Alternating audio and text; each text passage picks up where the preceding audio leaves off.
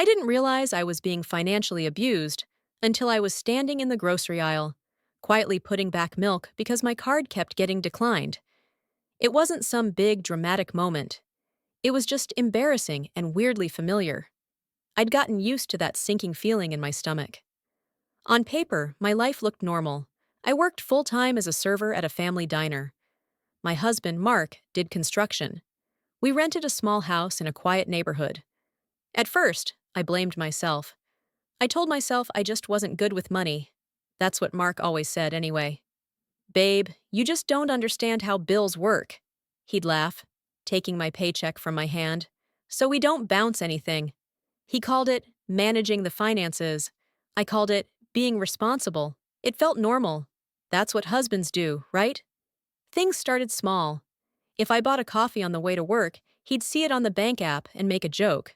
"Must be nice to blow money on lattes when I'm out here breaking my back," he'd say, smiling, but with that edge in his voice. I'd feel guilty and promise to cut back. Then he asked to put everything in his account, for simplicity.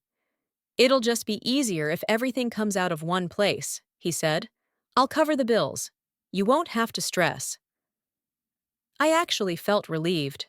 Math makes my head spin, and he always seemed so confident. I changed my direct deposit to his account, closed mine, and didn't think twice. That was the turning point, even if I didn't see it yet. After that, any time I needed money, I had to ask. At first, it was small stuff. "Can I get $20 for gas?" Or, "Can you send me $50 for lunch?" He always would, but not without a comment. "Didn't I just give you money?" he'd ask. Sometimes he'd sigh before transferring it, like I was a kid asking for allowance instead of an adult who worked full-time.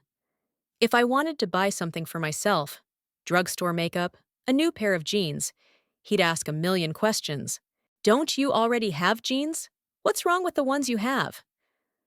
I started feeling childish, wasteful, like every dollar I spent had to be justified. He, on the other hand, always had what he needed. New tools, takeout on his way home, beer for the guys when they came over. Whenever I brought it up, he flipped it back on me.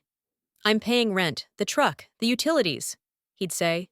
"You think I'm out here rich?" So I'd shut up. The first real red flag hit one Saturday when my coworker, Jenna, asked, "Hey, you want to go in on a weekend trip? Just a cheap cabin, like $100 each." I opened my banking app out of habit, then remembered I didn't have access anymore. I had no idea how much money I had. "Let me check with Mark," I said, and the look she gave me made my face burn. "You gotta ask permission?" she joked, but her smile faded too fast. That question sat with me all day. When I asked him that night, he didn't even look up from his phone. "No, we're tight right now," he said. "Tight how?" I asked. He didn't answer. His jaw tightened. "Do you think I'm lying?" he snapped. "Do you have any idea what everything costs? Jesus, Paige, just trust me for once." Hearing my own name in that tone made my chest tighten. I backed off like I always did, but something in my brain finally clicked. I worked. I handed him my paycheck, and somehow I was the one who couldn't buy milk without asking first. Once I noticed the pattern, it was like someone turned the lights on in a dirty room. Little things I'd brushed off suddenly felt heavy, like how he'd joke in front of friends that I'd be broke without him. "Paige would have her lights shut off in a week if I didn't handle everything," he'd say, arm around my shoulders, squeezing just a little too tight. Everyone laughed. I laughed too, because what else was I supposed to do? Or how he never let me see the actual bills. If I asked how much the power bill was, he'd say, "Taken care of." If I asked how much we had left after rent, he'd say, "Enough if you don't blow it." It was always vague, always just enough to shut me up. I started keeping mental notes. We both worked full-time. I knew what we made, roughly. I knew what the rent was, the truck payment, the basics. The math didn't add up. We weren't living some luxury life. Our couch was secondhand. Our TV was a cheap one from the discount store. We didn't go on vacations. So why were we tight every single week? Things escalated slowly at home, too. The first time he yelled about the house, it was over dishes in the sink. "I work all day and come home to this?" he snapped, waving toward 3 plates and a pan. "I worked all day too," I reminded him. "Oh, please. You walk around refilling coffee and smiling. Try hauling bricks in the sun." He said it with this dripping contempt, like my job was playtime. I apologized and did the dishes while he sat on the couch scrolling his phone. After that, it wasn't just money. It was everything. If the trash was full, it was my fault. If laundry piled up, I was lazy. If he couldn't find a clean shirt, he'd slam drawers and mutter, "What do you even do all day?" He always tied it back to money somehow. "If I didn't have to carry us, maybe I'd have energy for chores too," he'd say. I started staying late at work just to avoid going home right away. One night, Jenna caught me staring at the schedule board. "You okay?" she asked. I thought about lying, then heard myself quietly say, "Do you have your own bank account?" She raised her eyebrows. "Yeah, why?" I hesitated. "Mark has everything. My checks go to him. I don't even see the balance." Her face changed. Not pity, not exactly. Just something sharper. "Girl, that's not normal," she said softly. "Does he give you access? Like, can you log in?" I shook my head. "Does he budget with you? Show you anything?" Another shake. She took a breath. "That's financial abuse." The words made my stomach drop. I actually laughed at first, thin and shaky. "No, he just manages stuff. I'm bad with numbers." Jenna didn't smile. "Being bad with numbers doesn't mean you shouldn't have access to your own money." That conversation wouldn't leave my head. Over the next few weeks, I started quietly testing the waters. I asked Mark again, casually, "Hey, could you show me how the bills are set up? I just want to know what we're paying." He instantly got defensive. "Why? You don't trust me now?" "It's not that," I said quickly. "I just feel stupid not knowing anything, in case something happens." "Nothing's gonna happen," he said. "I'm here. You worrying about stuff you don't understand just makes things harder." He walked away, conversation over. My chest buzzed with anger I didn't know where to put. The breaking point came 2 months later. I got sick. Not dramatic, but bad enough. Fever, chills, coughing that made my ribs hurt. I tried to power through work, but my manager sent me home halfway through my shift. "You look like death," he said. "Go see a doctor." I didn't have insurance through the diner. Mark had a plan through his job, but I'd never seen any cards, never filled out anything. When I texted him asking which clinic I could go to, he replied, "Just rest. We can't afford some huge bill right now." I stared at the message, shivering in bed. I called the insurance number from an old email he'd forwarded once. After sitting on hold forever, the rep told me there was no spouse listed on the policy. Just him. He'd never added me.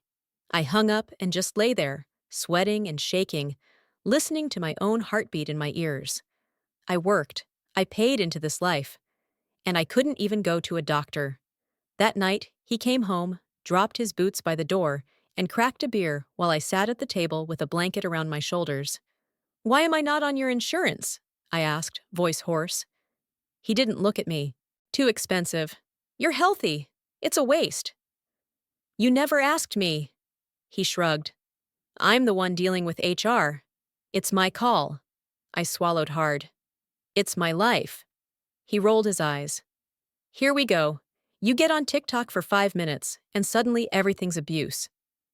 I hadn't even mentioned Jenna's words, but it was like he could read my mind. "You control all the money," I said, forcing the words out. "I don't have an account. I don't see anything. I'm not on the insurance. I have to ask to buy groceries. That's not normal, Mark." His face darkened. "I control the money because you'd blow it," he snapped. "You're irresponsible.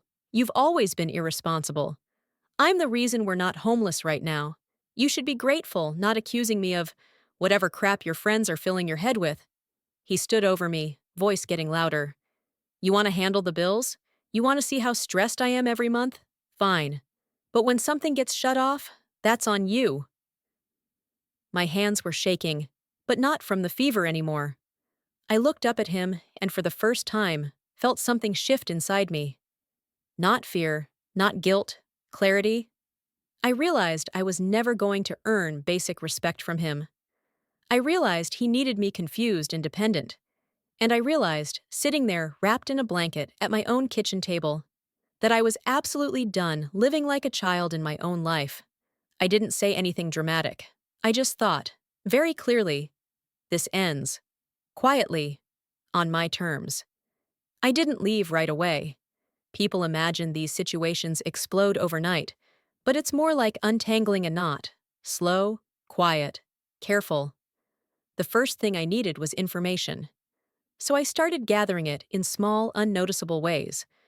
One morning, when Mark left his wallet on the counter, I took a picture of his insurance card, then discreetly called HR at his company, pretending to be confirming dependent coverage. They told me the same thing as before. No spouse listed. When I asked the cost to add one, the rep gave me a number that was way lower than what Mark had claimed. Next, I checked on our rent. I knew the amount, but I didn't know if he was actually paying it on time. I asked our landlord for a printed copy of our payment history, saying we were applying for a loan and I needed it as proof. She handed it to me with a smile. We weren't behind, but we were never ahead. And every payment came from Mark's account, my money, his name. I also started checking our mailbox every day before Mark got home. That's how I found the credit card statements. Not one card, 3, all maxed out. And the purchases weren't bills. They were takeout, tools, bar tabs, random online orders. Thousands of dollars worth. My heart pounded as I realized he wasn't managing anything. He was drowning us while convincing me I was the irresponsible one. I took pictures of every statement and slipped them back into the envelopes. Evidence, piece by piece. I didn't confront him. Not yet. I didn't want a fight. I wanted an exit. The next step was opening my own bank account. I went on my lunch break, hands shaking the whole time. The banker asked for my ID and a small deposit. I had $7 in cash. "I can open it with that," he said gently.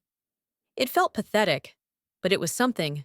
My name, my account, my control. After that, I started stashing tips instead of handing them to Mark. Servers live on cash, and Mark rarely asked how much I made unless he was broke. I put every spare dollar into my new account. Meanwhile, I let him keep believing everything was normal. If he complained about money, I nodded sympathetically. If he asked about my shifts, I told him they were slow. The calmer I acted, the more careless he became. One night, he left his phone on the coffee table and went to take a shower. Normally, I'd never touch it, but after everything I'd found, fear took a back seat to survival. I opened the banking app. I wish I could say I was surprised. I wasn't. Our joint account, his account that my checks went into, had almost nothing in it. Paychecks came in, bills went out, then hundreds dripped into random things: sports bets, food delivery, cash withdrawals at bars. Money I earned was feeding a life I didn't even live. I took screenshots, sent them to my email, deleted the history. Then I did something that felt strangely empowering. I turned off my direct deposit. I asked payroll to print checks for me, due to a bank transition. They didn't ask questions. So when payday came, I brought my paper check home like usual. Except Mark didn't know it wasn't deposited. That week, he asked, "Why is the balance so low?" I shrugged. "Bills, I guess." He grumbled something about unbelievable costs and let it go. Meanwhile, I deposited every cent into my own account. By the end of the month, I had almost $2,000 saved, more money than I'd controlled in years. It wasn't enough to uproot my whole life, but it was a start. The final piece fell into place accidentally. I came home early one afternoon and found an envelope on the table addressed to Mark. Normally, he snatched the mail before I saw it. This one said, "Final notice." My stomach twisted as I opened it.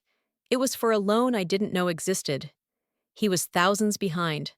And my name, my social security number, was listed as an authorized user. meaning if he defaulted, they could come after me too. He'd signed me onto debt without my knowledge. My hands went cold. That was it. That was the line.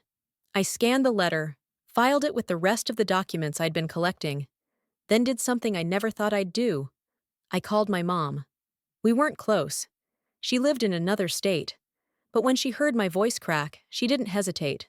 "Come here," she said. "Whenever you're ready." That night, Mark ranted for 20 minutes about money while drinking a beer. I sat there quietly, pretending to listen, knowing the end was already in motion. I had a plan. I was going to leave while he was at work. But I wasn't going to leave empty-handed. I was going to make sure the debt, the lies, the financial wreckage, all of it, landed exactly where it belonged. On him. The morning I left, the sky was still gray, the kind of light where everything feels underwater. Mark was already gone for work. His boots were by the door, his half-empty beer from the night before still on the coffee table. The house was quiet in a way that made my hands shake. I moved fast. I packed only what was mine: clothes, toiletries, a few sentimental things. I didn't take anything we bought together. I didn't want a single argument about ownership later. Before I walked out, I placed an envelope on the kitchen table with his name on it. Inside was a printed copy of everything I'd gathered: the credit card statements, the betting charges, the loan notice with my name attached, and a short note in my handwriting. "I know everything. I'm taking my name off what you put it on. Do not contact me. No threats, no explanations, no emotion he could twist." I locked the door behind me and drove straight to my job, where HR already had my new direct deposit form ready. My manager hugged me when I told him I was moving out of state. "Take whatever time you need," he said. From there, I went to the bank and formally removed myself from the loan Mark had signed me onto. I handed them the documents proving he forged my authorization. The woman behind the desk read everything slowly, her eyebrows rising higher with each page. "We'll process this immediately," she said. "You won't be liable." Next, I closed the old joint account, my money feeding his habits, and transferred the remaining balance of my own savings to a new account tied only to me. Then I froze my credit. Then I changed my number. By noon, I was already halfway to my mom's. I expected tears or shaking or something dramatic, but mostly I felt quiet, like my brain had been running loud for years, and someone finally hit mute. 2 days later, Mark figured out I was gone. The messages started first, then the calls, then the long paragraphs about how I'd ruined his life, how I was overreacting, how he handled everything, and how I owed him. But with my new number, none of it reached me. He tried messaging Jenna too. She screenshotted them and sent them to me with a simple, "I blocked him. Proud of you." A week after I left, he got the letter from the bank confirming I'd been removed from the loan and that an investigation into unauthorized signatures had started. I didn't see his reaction, but Jenna said he showed up at the diner red-faced and yelling until the manager kicked him out. That was the last time he ever tried to involve himself in my life. The fallout was exactly what it needed to be. His debt became his alone. His accounts were frozen during the investigation. His credit tanked. His bar tabs, tools, bets, everything he'd hidden and blamed on bills, all came back to him like a wave he'd been pretending wasn't there. Meanwhile, I stayed with my mom for a few months. I got a small apartment after saving more from my job, picked up extra shifts, and slowly built a life that didn't feel like walking on eggshells. The first time I bought groceries without asking permission, I almost cried in the parking lot. The first time I checked my bank balance and saw money that was truly mine, I felt taller somehow. People talk about revenge like it's fire and fury, but mine was paperwork, quiet boundaries, a trail of evidence, leaving him with the exact mess he created. My life now is simple, peaceful. I pay my own bills. I know every number. I sleep without that constant tightness in my chest. If there's a moral, it's this: sometimes the smartest revenge isn't destroying someone, it's removing yourself so completely that they're left standing in the wreckage they built, alone, confused, and forced to face the truth they spent years hiding.